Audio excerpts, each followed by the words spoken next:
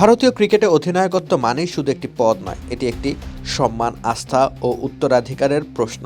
সেই জায়গাতে গত বছর হঠাৎ ছেদ পড়ে যখন আইসিসি চ্যাম্পিয়ন্স ট্রফি ও টি-20 বিশ্বকাপ জয়ের নায়ক রোহিত শর্মা হাত থেকে ওয়ানডে অধিনায়কত্ব তুলে নেওয়া হয়। তার জায়গায় দায়িত্ব পান শুভমান গিল। এই সিদ্ধান্ত ঘিরে এখনও ধোঁয়াশা, বিতর্ক আর প্রশ্নচিহ্ন।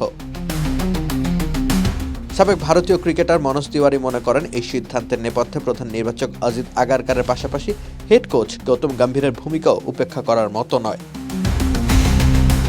তিওয়ারির মতে, আগারকার এমন একজন ব্যক্তিত্ব যিনি সিদ্ধান্ত নিতে ভয় পান না। একই সঙ্গে তিনি স্পষ্ট করেন, ভারতীয় ক্রিকেট রীতিতে কোচের মতামত ছাড়া এত বড় সিদ্ধান্ত নেওয়া সম্ভব নয়। ফলে যা ঘটেছে তার দায় শুধু একজনের নয়, গম্ভীরও সমানভাবে দায়ী। পরিসংখ্যানের দিকে তাকালেই রোহিত শর্মার অধিনায়কত্বের গুরুত্ব বোঝা যায়। 56টি ওয়ানডেতে 42টি জয়, 75% সাফল্যের হার, যা যে কোনো ভারতীয় অধিনায়কের ক্ষেত্রে সর্বোচ্চ।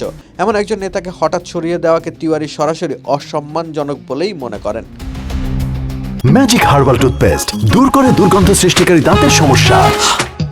দেখাও তোমার ম্যাজিক। তিনি আরও অভিযোগ করেন, সাম্প্রতিক সময়ে দলে একাদশ নির্বাচন ও ধারাবাহিকতার অভাব স্পষ্ট। তার কথায়, টি-20 বিশ্বকাপ ও চ্যাম্পিয়ন্স ট্রফি জয়ী অধিনায়ককে সরিয়ে নতুন একজনের কাঁধে দায়িত্ব তুলে দেওয়ার প্রয়োজনীয়তা তিনি দেখতে পাননি। এই অস্থিরতা ও বিতর্কই মনোজের ওয়ানডে ক্রিকেট দেখার আগ্রহ অনেকটাই কমিয়ে দিয়েছে। রোহিতের সঙ্গে ব্যক্তিগত সম্পর্কের কথাও গোপন করেননি তিওয়ারি। একসঙ্গে খেলা, দীর্ঘদিনের পরিচয়, সব মিলে পুরো ঘটনা প্রবাহ তাকে ব্যক্তিগতভাবেও আহত করেছে বলে জানান তিনি। 2027 ওয়ানডে বিশ্বকাপে রোহিত শর্মার ভবিষ্যৎ নিয়ে যে সন্দেহ তৈরি করা হচ্ছে, সেটিকেও বড় ভুল মনে করেন তিওয়ারি। 3টি ডাবল সেঞ্চুরি করা একজন ব্যাটসম্যানের সামর্থ্য নিয়ে প্রশ্ন তোলার কোনো যুক্তি নেই বলেই তার মত। বড় খেলোয়াড়রা সময় এলেই নিজেদের প্রমাণ দেন, এটাই ইতিহাস।